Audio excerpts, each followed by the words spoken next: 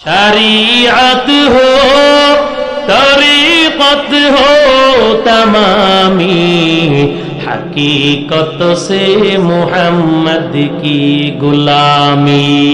Car गुलामी करार दरकार কথা বলেন না কেন? আল্লাহর কাছে জায়গা আছে না নাই? আপন মায়ের পেটের ভাই 4 আঙ্গুল জায়গার জন্য মারামারি করো, 1 হাত অর্ধ জায়গার জন্য মারামারি করো। আল্লাহ পাক বলেন সবার শেষে আমি আল্লাহ যারে জান্নাত দান করব এই পৃথিবীর 10টার সমান একটা জান্নাতের মালিক বানায়া দেব। मैं दूर हूँ मजबूर हो आए सैयद आलम, दीदार दिखाते नहीं आवाज सुना दो, दीदार दिखाते नहीं आवाज सुना दो। বিশ্বনবী বলেন সবার শেষে যাকে আল্লাহ পাক জাহান্নাম থেকে বের করবে তার খবরও আমি নবী জানি। সুবহানাল্লাহ। রহমতের নবী সরওয়ারে দু আলম ওই নবী বলেন সবার শেষে যাকে জাহান্নাম থেকে বের করা হবে। বুখারীর এক বর্ণনায় আছে 2 জন জাহান্নামের ভিতরে কান্না করবে, বিকট আওয়াজে চিৎকার করবে। আল্লাহ পাক ডাকটা বলবে ও ফেরেশতার দল, ওই 2টা নাফরমানরে ডাইকা আমার সামনে নিয়ে আসো। এটা হলো একটা বর্ণনা। আল্লাহর সামনে উভয় নাফরমানকে ডাকা হবে, উভয় জাহান্নামীকে ডেকে আনা হবে। আল্লাহ পাক একজনকে বলবে কিরে ব্যাপার কি, এমন ষাঁড়ের মতন চিৎকার করস কেন? কয় আল্লাহ জাহান্নামের আযাব আর সহ্য করতে পারি না। আল্লাহ পাক ধমক দিয়া বলবে যাও জাহান্নামে যাও। এবার একটা দৌড়াইয়া জাহান্নামে নিক্ষেপ হবে, আর একটা 1 কদম সামনে আর 1 কদম পিছনে, আর মায়ার নজরে রবের দিকে তাকাবে। আল্লাহ পাক আবার ফেরেশতার মাধ্যমে দুটোর ডাইকা সামনে হাজির করবে। আল্লাহ পাক ডাকদা বলবেন রে গোলাম বলো বলো, আমি আল্লাহ অর্ডার করলাম জাহান্নামে নিক্ষেপ হওয়ার জন্য, কেন তুই দৌড়াইয়া জাহান্নামে গিয়া পড়লি? আর কেন তুই 1 পাও সামনে আর 1 কদম পিছনে আমার দিকে বারবার ফিরে তাকাইলি? যেই বান্দা জাহান্নামে নিক্ষেপ হলো ওই বান্দা বলবে ও মালিক, দুনিয়ার জমিনে আপনার অবাধ্য হওয়ার কারণে সারা জীবন ভর জাহান্নামে আযাব ভোগ করেছি, এখন আপনি আবার অর্ডার করেছেন জাহান্নামে যাওয়ার জন্য। যদি জাহান্নামে না যাই, আপনার কথা যদি বরখেলাপ করি, না জানি এর চাইতে আরো ভয়ানক আযাব ভোগ করা লাগে, এই ভয়ে আমি দৌড় দিয়া জাহান্নামে গিয়া পড়ছি। আল্লাহ পাক বলবেন তুই কেন যাও নাই? ওই বান্দা ডাক দিয়া বলবে আয় আল্লাহ, দুনিয়ার জমিনে শুনেছি আপনার একটা নাম নাকি রহমান, আপনার আরেকটা নাম নাকি রহিম। আয় আল্লাহ, শুনেছি উলামায়ে কেরামের জবানে দুনিয়া এবং হাসরের ময়দানে আপনার চাইতে বড় দয়ালু কেউ নাই। আমি এই জন্য 1টা কদম সামনে আর 1টা কদম পিছনে আর বারবার আপনার দিকে ফিরে তাকাইছি, এই জন্যই আশায় আপনি রবের একটু মায়া লাগেনি। আল্লাহ পাক ডাক দিয়া বলবেন তুই কি আমার এতই ভয় করছু? বলবে হাল না, আপনারকে ভয়ে দৌড় দিছি। আর বলবেন তুই আমার দয়ার এতই আশা? বলবে অবশ্যই আপনার দয়ার জন্য। আল্লাহ পাক বলবেন যাও দুজনকে ক্ষমা করে দিলাম, যা তোরা জান্নাতে চলে যা। এই 2 জনে গিয়া দেখবো জান্নাতে কোনো ঘর খালি নাই। সুবহানাল্লাহ। আবার ঘুইরা আল্লাহর সামনে আইব, কে আল্লাহ জান্নাত তো খালি নাই, সবাই দখল করে লইছে। আল্লাহ পাক বলবেন বলো তোমাদের কতটুকু জায়গার দরকার? একটা আর একটারে গুতা দিয়া কইব বেশি জায়গা চাইছ না, কারণ জায়গা তো নাই। আল্লাহর কাছে যদি বেশি জায়গা চাই, আল্লাহ কইব জায়গা নাই, যা তোরা জাহান্নামে গিয়ে কইলে থাক, বেশি জায়গা চাবি না। আল্লাহ পাক শুনেন কি না, আওয়াজ দিয়ে বলেন। কে আপনারা ক্লান্ত হয়ে গেছেন? ক্লান্ত হইলে কইেন। আল্লাহ রাব্বুল আলামিন ধমক দিয়া বলবে, বলো কতটুকু জায়গার দরকার। একজন আর একজনরে কইব। এবার দুজনে বলবে, আল্লাহ আপনি খুশি হইয়া যতটুকু জায়গা দেন, আপনি খুশি হইয়া। আল্লাহ পাক বলবে, বলো কতটুকু জায়গার দরকার। এরপরে দুজনে বলবে, আল্লাহ একটু জায়গা হইলে কোনো রকমে হইতালে হয়, বেশি দরকার নাই। আল্লাহ পাক আবার ধমক দিয়া বলবে, বলো কতটুকু জায়গার দরকার। আল্লাহ আপনি খুশি হইয়া যতটুকু দিবেন ওইটা পাইয়া আমরা খুশি।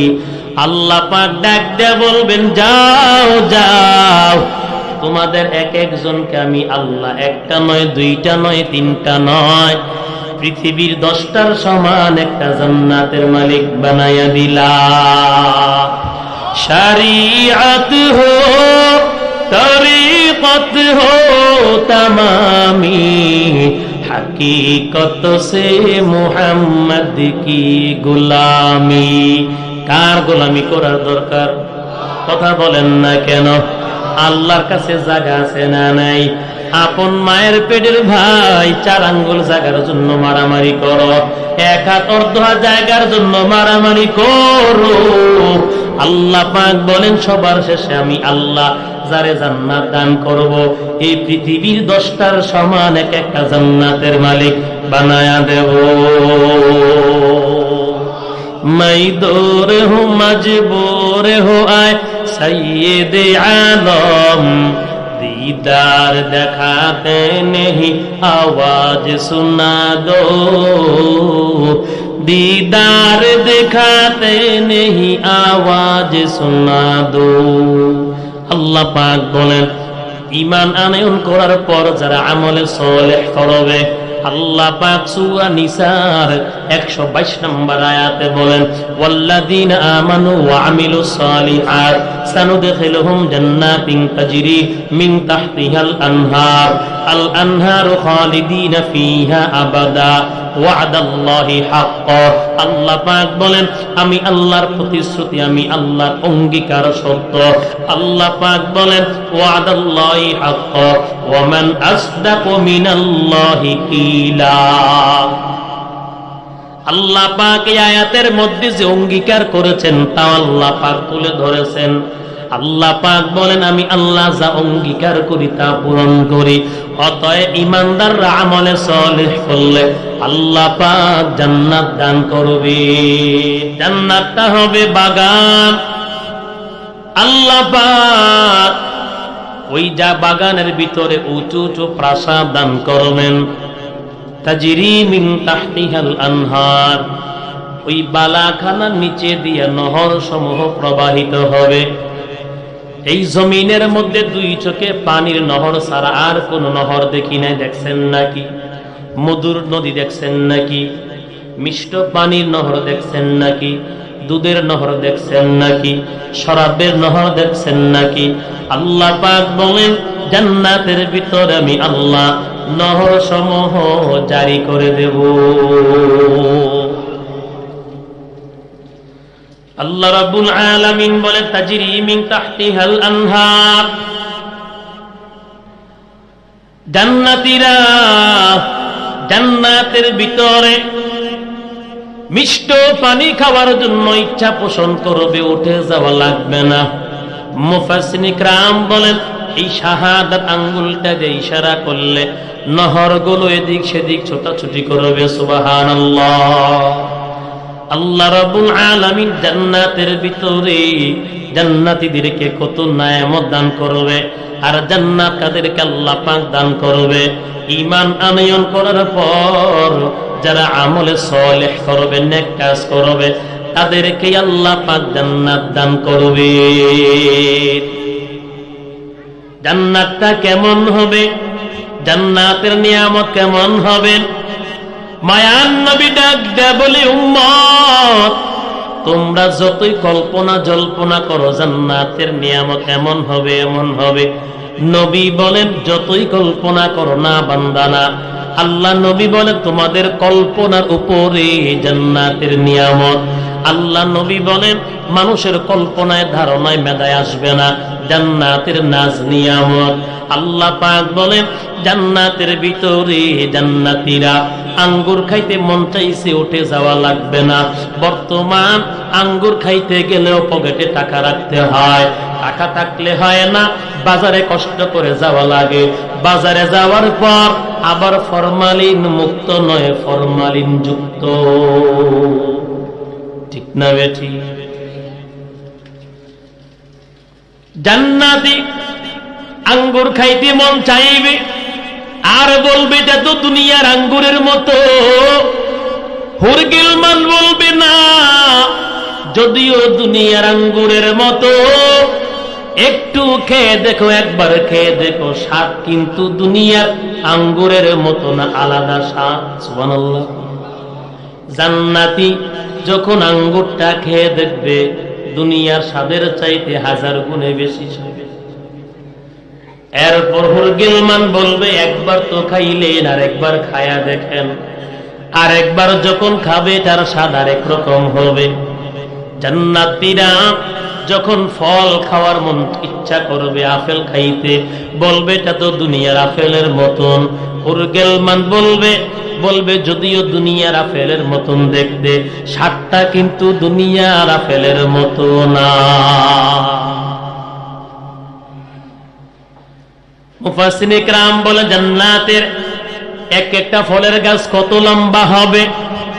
একটা কাকড়ে যদি 1000 বছর হায়াত দেওয়া হয়, ওই কাকটা উড়তে উড়তে যতটুকু জায়গা অতিক্রম করবে। বলে কাকের কথা কেন আসলো? কাক বেশি হায়াত পায়।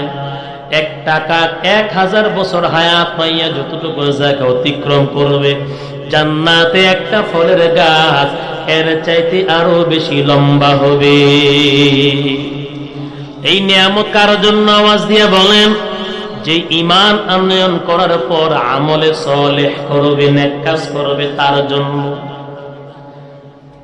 নবী উম্মত জান্নাতীরা জান্নাতের ভিতরে কতক্ষণ অবস্থান করবে?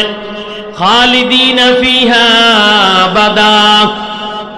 দুনিয়ার জমিনে যারা সরকারি চাকরি করে, এক বিভাগ থেকে আরেক বিভাগে স্থানান্তরিত হয়, এক জেলা থেকে আরেক জেলায় পোস্টিং হয়, এক থানা থেকে আরেক থানায় পোস্টিং হয়, হয় কি হয় না?